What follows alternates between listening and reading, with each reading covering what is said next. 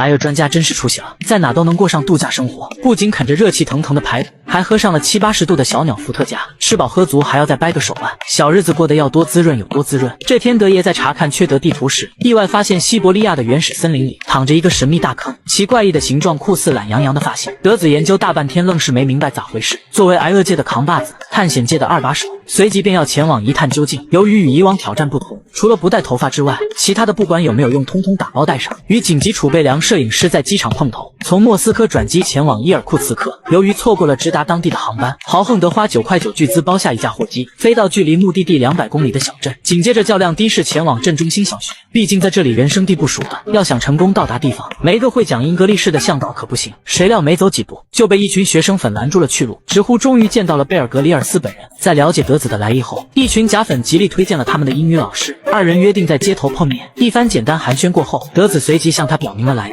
得知这条路只有矿工车队往返，让摸不着头发的德也有了思路，帮忙联系好队伍。德子坐上卡车一路向北，途中遇到世界上数一数二的大金矿，让德子不禁怀疑那个坑洞可能也是个废弃的矿井。由于这里厚厚的积雪把道路掩埋，老司机只能从结冰的湖面上通行，甚至走着走着180度漂移都是常有的事。不得不说，战斗民族的司机还真是不一般。一行人直到夜晚才抵达当地小镇，由于当地没有旅馆，他们只能借住在当地人家里。难得见一次外乡人，房屋的主人格外热情，不仅摆了一桌好菜热情款待，还拿出了珍藏多年的小鸟伏特加。好家伙，这小魏真是盖了帽了。酒过3巡，聊起旅程。根据当地的传说，那个巨坑是一个巨大的火鹰巢穴，据说里面跟德子的脑门一样寸草不生，凡是进去的还没听说出来过。但这反倒激起了德爷的兴致，更加坚定了前去探索的决心。随即房东掏出来他那珍藏已久的缺德地图，向德爷介绍起了这里的环境。在这个季节积雪最深可达2米，想要抵达坑洞显然不可能。见大光头没有打算退缩的意思，房东感慨果然是年轻人气盛。隔天一早德爷就起了床，由于这里的气温实在是太低，汽车需要物理加热才能启动。接着坐上房东的4蹦子，来到了当地的游牧民族。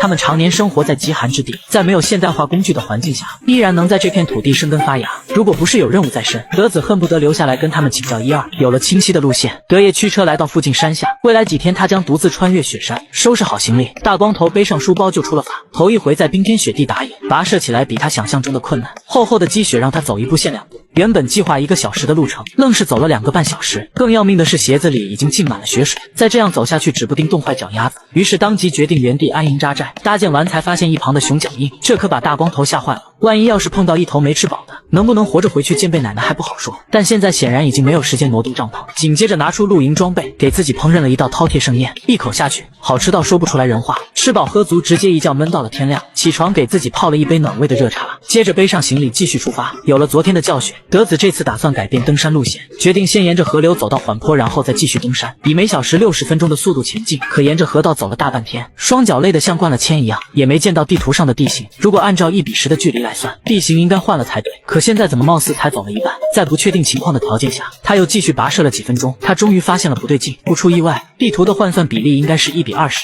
所有的路程都比预期多了1倍。这样一来，原计划带的食物根本不够。玩归玩，闹归闹，别拿小命开玩笑。当即给房东打去电话。2个半小时后，一辆4蹦子驶来，放好行李，德爷坐在车上享受起了美食。热气腾腾的排骨不仅富含营养，而且营养丰富。房东看着这40多岁的老小子，强忍着给他2个大逼斗的冲动，将其带回家中。不出意外，少不了喝上2口伏特加。2人脸红脖子粗，还要掰一掰手腕。只要德子赢了房东，就可以白嫖1双雪地靴。最后在房东放了一个太平洋的水后，德子也是最终拿下了胜利。次日一大早，德爷换好雪地靴，带上充足的物资，路上好巧不巧又遇到了鄂尔克族的老大爷。看着这一场美味的驯鹿坐骑，德爷开心地发出给。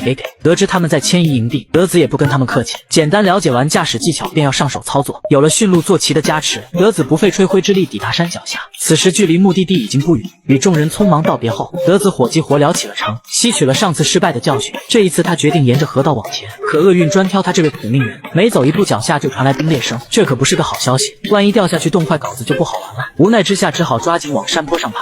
走在20公分的雪地上，没多久脚趾头冻得像被砸了一样，眼看距离巨坑只剩下3公里，就这样走了1个多小时，脚上传来的疼痛让他不得不考虑安营扎寨。紧接着德爷又干起了老本行，在附近收集点不要钱的干柴，3下5除2就升起了一堆骚火。这次德爷放弃搭建帐篷，打算搭一个斜坡式的庇护所，随即砍根又粗又细的巨木当横梁，一侧用短木斜靠，拿出随身携带的救生毯。起到反射热量的作用，最后在表面覆盖上一层白雪，一间富有原始气息的庇护所就搞定。接着为自己烹饪了一道美味佳肴，夜晚掏出防潮垫，靠在火堆旁舒舒服服睡了一宿。第5天一觉醒来，由于夜晚的风向逆转，直接把德子熏成了萝卜头。但这还不是最紧要的，冻得发肿的脚趾头已经完全失去了知觉，弄不好要面临截肢的风险。眼下距离大坑就只差临门一脚，德子可不打算放弃，于是拖着病脚继续前进。不知在跋涉了多久后，面前的视野开阔了起来，德子终于发现了心心念念的神秘巨坑。此时的他早已精疲力尽，躺在雪地上休整一番后，他来到高处放眼望去，没想到竟比地图上还要大得多。其怪异的形状和 UFO 差不多，不禁让埃勒德浮想联翩，是天然形成的还是人造的，他也不确定。保险起见，采集了一些岩石样本带回去。到此，德爷顺利完成了本期挑战。